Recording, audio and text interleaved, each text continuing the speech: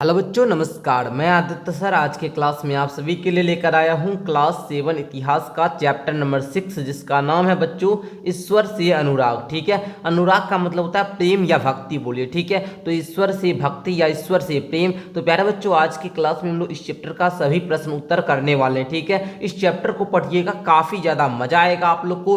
भक्ति और सूफी आंदोलन की देन है। ठीक है, तो वो सब कुछ पढ़िएगा तो बहुत ज़्यादा आपको इसमें मजा आने वाला है। फिलहाल आज के क्लास में हम लोग करने क्या वाले हैं बच्चों, इस चैप्टर का सभी प्रश्न उत्तर। ठीक है, तो चलिए बच्चों हम लोग क्लास को क्या करते हैं, शुरू करते हैं। तो यहाँ से आप लोग का जो क्वेश्चन आंसर है वो शुरू होता है। ठीक है, 1 नंबर क्वेश्चन कहता है निम्न में मेल बैठाए, आपको मिलान करना है। ठीक है, जैसे यहाँ पर देखिएगा बुद्ध, तो बुद्ध जो थे वो सामाजिक अंतरों पर सवाल उठाए थे। ठीक है, पता होगा आप लोगों को, ये सामाजिक अंतर पर सवाल उठाए थे। जो शंकर देव हैं आप लोग जो देख रहे हैं, इनको मिलाइएगा नामगढ़ से। ठीक है, यहाँ पर जो है बाबू निजामुद्दीन औलिया, ठीक है, ये एक सूफी संत थे। ठीक है, तो इस प्रकार मिला लीजिएगा। जो प्यारे बच्चों यहाँ पर नयनार देख रहे हैं, ये शिव की पूजा। ठीक है प्यारे बच्चों, इस प्रकार मिलाइएगा। और अलवार विष्णु की पूजा। ओके, चलिए आप लोग बोलिएगा तो हम आपको यहाँ दिखा भी सकते हैं। आप देखिए लिखा है नयनार शैव संत थे, मतलब शिव के संत थे। और अलवार जो थे ये वैष्णव संत थे, मतलब विष्णु की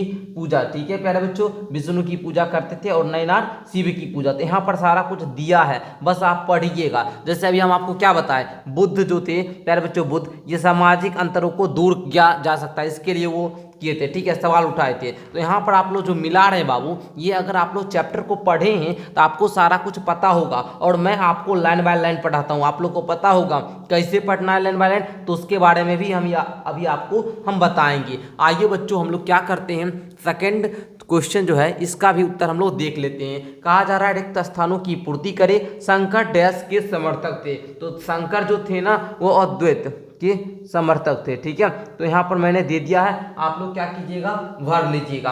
आगे है रामानुज डैश के द्वारा प्रभावित हुए थे। तो रामानुज जो थे ना वो अलवार संत के द्वारा प्रभावित हुए थे। तो यहाँ पर आप लोग अलवार संत भर लीजिएगा। राइट, चलो आगे देखना, डैश डैश और डैश वीर शैव मत के समर्थक थे। तो आपको पता होगा प्यारे बच्चों, यहाँ पर दिया भी गया है।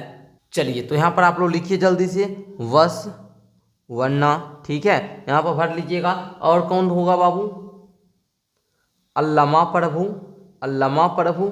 और कौन थे प्यारे बच्चों, तो आपको पता होगा अक्का महादेवी, अक्का महादेवी। तो बसनवा है ना, बसवना, अल्लामा प्रभु और अक्का महादेवी, ये जो थे ये वीर से मत के समर्थक थे। ठीक है, तो आप लोग इस प्रकार यहाँ पर प्यारे बच्चों भर लीजिएगा, अक्का महादेवी। ठीक है, नाम ही प्यारे बच्चों इस प्रकार है। तो हम क्या करें, आगे देखिए, गाँव में डैश महाराष्ट्र में भक्ति परंपरा का एक महत्वपूर्ण केंद्र था। तो आप लोग क्या बोलिएगा यहाँ पर, पंढरपुर। ठीक है, पंढरपुर ये एक स्थान का नाम है। ठीक है, यहाँ पर ढो है। ठीक है प्यारे बच्चों, पंढरपुर। ठीक है, तो इस प्रकार आप लोग लिख, यहाँ पर भरने वाला जो था इसको भर लीजिएगा। आइए तीसरा प्रश्न आप लोग देखिएगा। तीसरा प्रश्न है नामपंथियों, सिद्धों और योगियों के विश्वासों और आचार व्यवहारों का वर्णन करना है। तो चलिए आप लोग उत्तर लिखना शुरू कीजिए जल्दी से।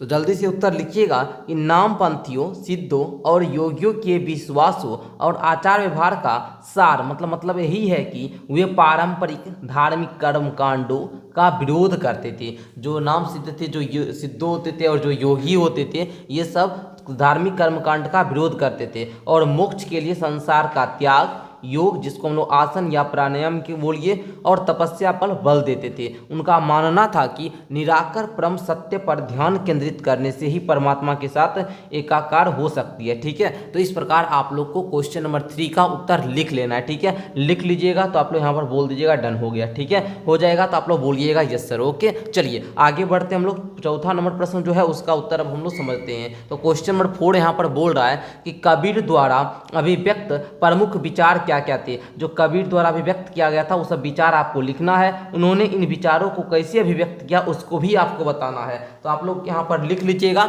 यहाँ पर कि कबीर के प्रमुख विचार से निराकार ईश्वर में विश्वास, भक्ति के माध्यम से मोक्ष और धार्मिक पाखंडों का खंडन शामिल है। ठीक है, ये आप लोग लिख लीजिएगा, उनके विचार में ये सब चीज है। अब क्या है, उन्होंने अपने विचारों को मुख्य रूप से दोहों और पदों के माध्यम से व्यक्त किया। तो किस प्रकार व्यक्त किया, तो दोहों और पदों के माध्यम से अभिव्यक्त किया है। तो इस प्रकार आप लोगों को क्वेश्चन नंबर 4 का भी उत्तर लिख लेना है। आइए बच्चों आगे बढ़ते हैं, अगला प्रश्न देखते हैं। अगला प्रश्न क्वेश्चन नंबर 5 यहाँ पर बोल रहा है कि सूफियों के प्रमुख आचार व्यवहार क्या थे।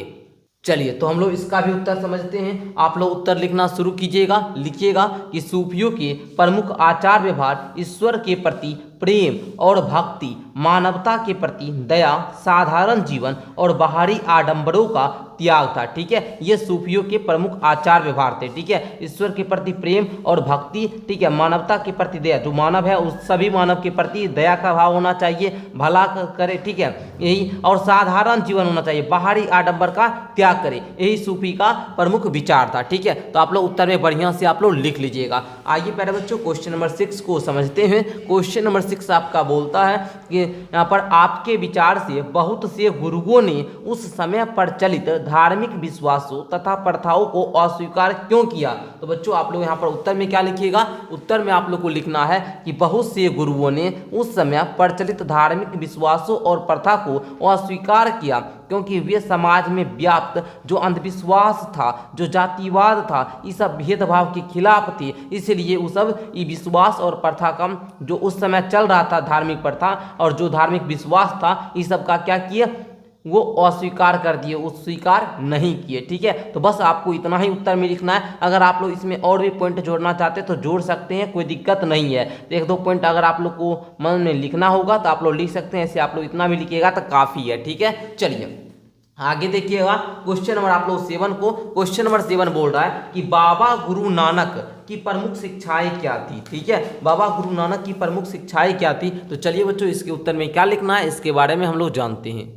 तो देखिए हम यहाँ पर थोड़ा सा बता भी देते हैं गुरु नानक जी भी के बारे में। तो गुरु नानक जो थे ये सिख धर्म के संस्थापक थे, है ना, इस बात को आप लोग याद रखिएगा। ठीक है, ये सिख के प्रथम गुरु भी थे। ठीक है, तो याद रखिएगा इस बात को, आपके बुक में दिया भी है ना, पढ़े हुए होंगे तो पता होगा, नहीं पढ़े हैं तो यहाँ पर हम जो दे रहे हैं वही लिखना है, क्योंकि यहाँ पर आपको पूछ रहा है कि बाबा गुरु नानक की प्रमुख शिक्षाएं इत्यादि, शिक्षा के बारे में पूछ रहा है कि उन्होंने क्या क्या शिक्षाएं दिया था। ठीक है, बस वो पूछ रहा है, ये नहीं पूछ रहा है, लेकिन आपको जानकारी पता होना चाहिए। ये गुरु नानक जी जो थे ये सिख धर्म के संस्थापक थे और ये सिख के प्रथम गुरु थे। ठीक है, इनका जो जन्म हुआ था वो पाकिस्तान के तलवंडी में हुआ था। ठीक है, जो अब नानकाना साहिब के नाम से है। ठीक है, तो इसको आप लोग याद कर लीजिएगा। ठीक है, ये जो थे ना ये जाति भेद के विरोध भी थे। ठीक है, चलिए यहाँ पर लिखिएगा उत्तर में आप लोग क्या, 7 नंबर प्रश्न के उत्तर में लिखिएगा कि बाबा गुरु नानक की प्रमुख शिक्षाएं निम्न है। पहले ये टॉपिक लिख दीजिएगा कि बाबा गुरु नानक की प्रमुख शिक्षाएं निम्न है।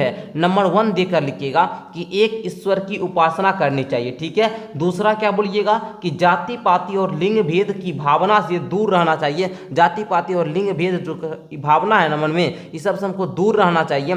दूसरों की भला करना चाहिए। ठीक है, बस ये 3 भी आप लोग इनका शिक्षा लिखिएगा ना, ये भी काफ़ी है। ठीक है, तो आपके उत्तर में आपको इतना ही लिखना है, ऐसे याद करने वाला कोई चीज़ें नहीं है, इतना आप लोग को पढ़ते पढ़ते ही याद हो जाएगा। 1-2 बार पढ़िएगा बस याद हो जाएगा। ठीक है, चलिए हो गया ना। चलिए आगे बढ़ते हैं, क्वेश्चन नंबर 8 को हम लोग समझने का प्रयास करते हैं। क्वेश्चन नंबर 8 कह रहा है कि जाति के प्रति वीरशैवों अथवा महाराष्ट्र के संतों का दृष्टिकोण कैसा था, इस पर आपको चर्चा करना है। तो देखिए हमने क्या किया है, यहाँ पर जाति के प्रति वीरशैवों का विचार और जाति के प्रति महाराष्ट्र के संतों का विचार, इस दोनों को अलग अलग टॉपिक करके लिख लिया। आप चाहे तो मर्ज करके भी लिख सकते हैं, दोनों को एक साथ भी बनाकर लिख सकते हैं। पहले थोड़ा समझ लीजिएगा, यहाँ पर समझने का प्रयास कीजिएगा। लिखिएगा कि वीरशैवों ने सभी मनुष्यों की समानता का समर्थन किया और ये जातिगत भेदभाव को अस्वीकार किया। ये मूर्ति पूजा के विरोधी थे, समझे, मूर्ति पूजा और जो कर्मकांड वगैरह होता है ना, ये सब के विरोधी थे।